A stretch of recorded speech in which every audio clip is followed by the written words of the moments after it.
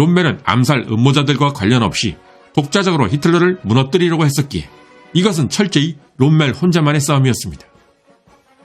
롬멜은 히틀러를 마지막으로 만난 1944년 6월 26일 이후 이상한 행보를 보였습니다. 그는 서부전선의 지휘관들을 자기 편으로 하나씩 끌어들였고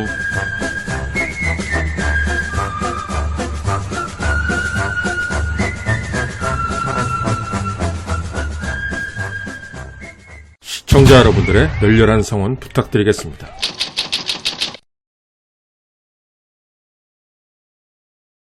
롬멜의 아들 만프레드 롬멜. 그는 2차 대전 종전 후 슈투트가르트의 시장이 되는 인물입니다. 1977년 당시 한 범죄 조직의 가족들.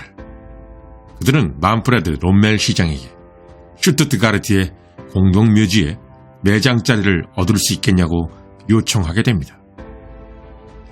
당시 만프레드 롬멜은 비관료주의적인 태도로 신속하게 이 요청을 승낙하며 이렇게 말했습니다. 죽음은 모든 것을 용서하게 한다.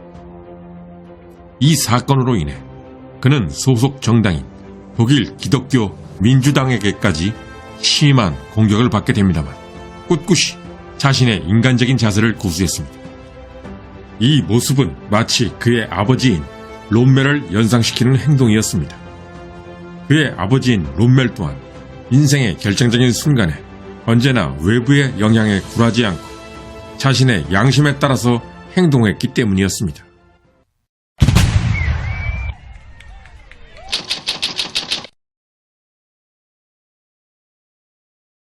2차 세계대전이 시작된 1939년 9월 1일 롬멜은 히틀러가 폴란드에 시차로 왔을 당시 총통 경호대 사령관이었습니다.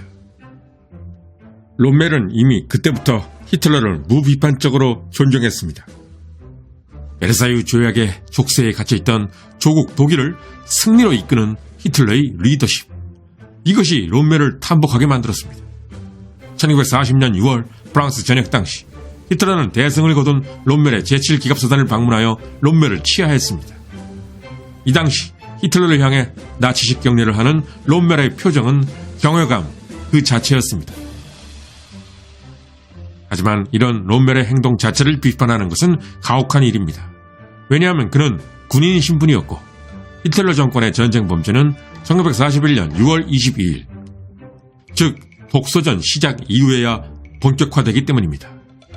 그래서 롬멜은 이 부분에서 다른 사람에 비해 확실한 면죄부가 있었습니다.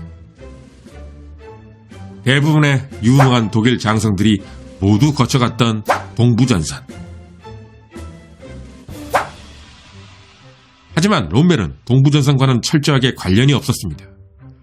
롬멜이 대활약했던 아프리카는 언제나 부차적인 전장이었고 그곳은 히틀러의 관심에서 비껴간 롬멜만을 위한 전선이었습니다.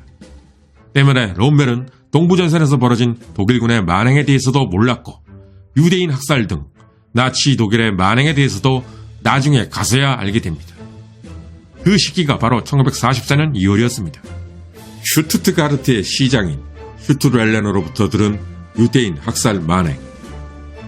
롬멜은 이때 엄청난 충격을 받게 됩니다. 하지만 롬멜은 이후에도 히틀러에게 계속적인 충성을 보였습니다. 비록 히틀러에 대한 무비판적인 충성까지는 아니었지만 대체 히틀러가 무슨 마력을 갖고 있었는지는 몰라도 이후에도 롬멜은 히틀러를 향한 추종심에 사로잡혀 있었습니다.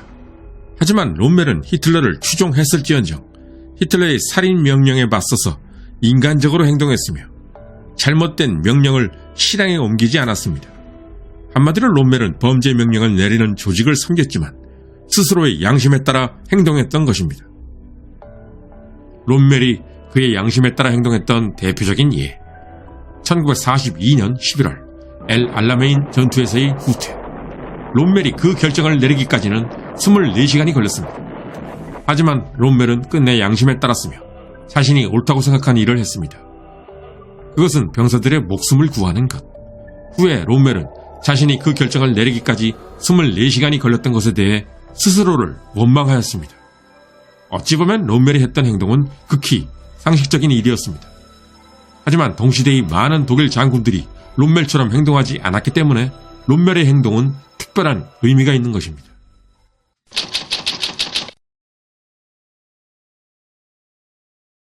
(1944년 10월 14일) 롬멜의 집으로 찾아온 2명의 장군.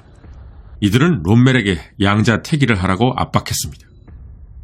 군사 법정에서는 수치를 당할 것인가, 아니면 청산가리를 먹고 국장으로 성대한 장례식을 치른 후 조용히 국립묘지에 묻히겠는가.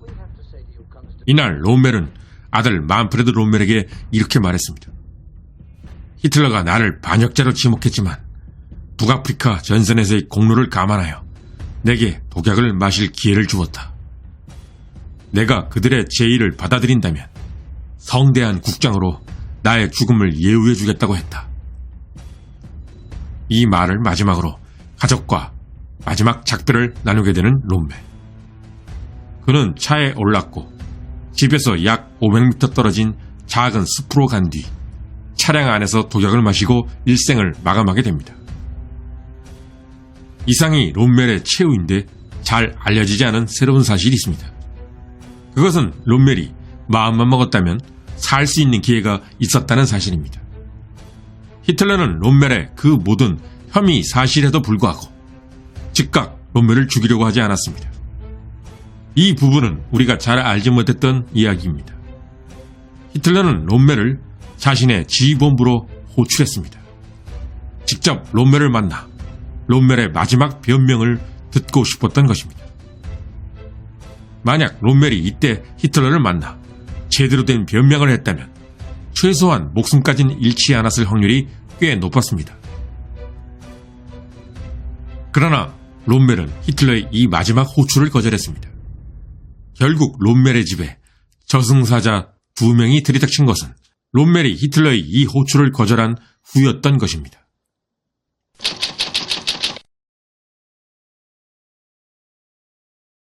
우리가 흔히 착각하고 있는 사실이 하나 있습니다. 그것은 바로 롬멜이 죽임을 당한 이유에 관한 것입니다. 롬멜은 7월 20일 히틀러 암살 음모에 대해 알고 있었다.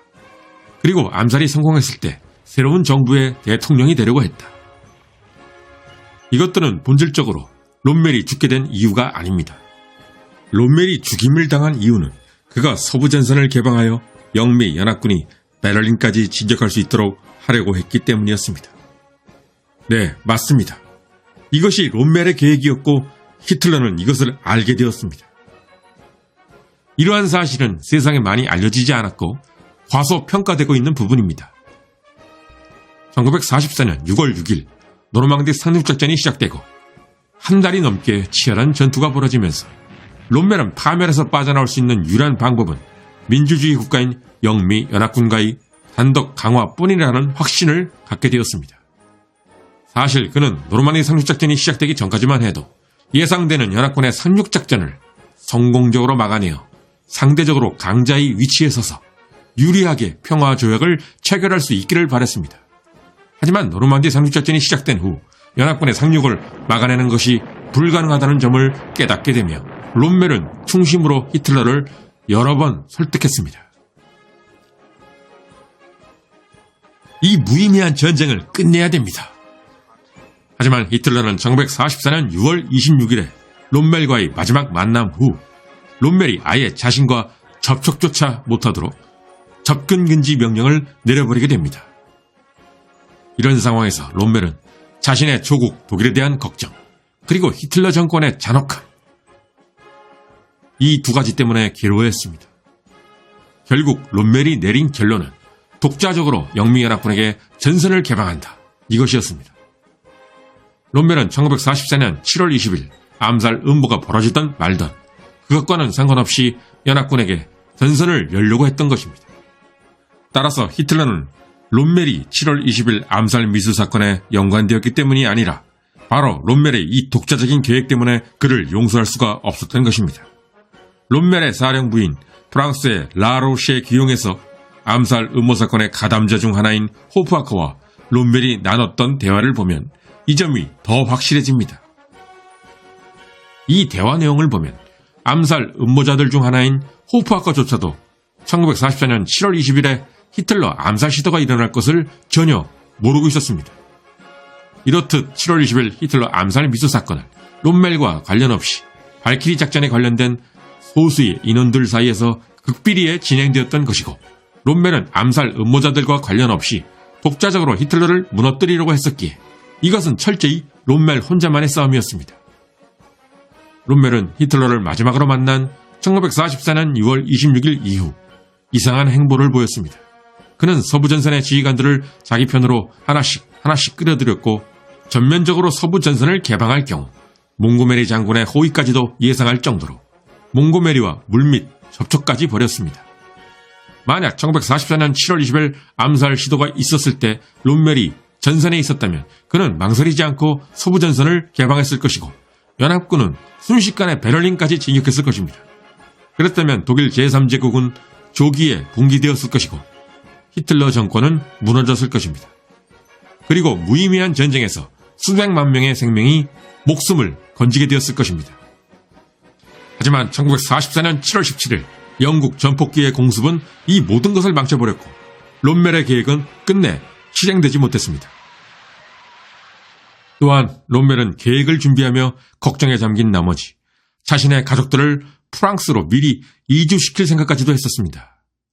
그러나 롬멜은 이것을 모두 포기하였습니다. 히틀러에게 괜한 의심을 불러일으킬 수도 있었기 때문이었습니다.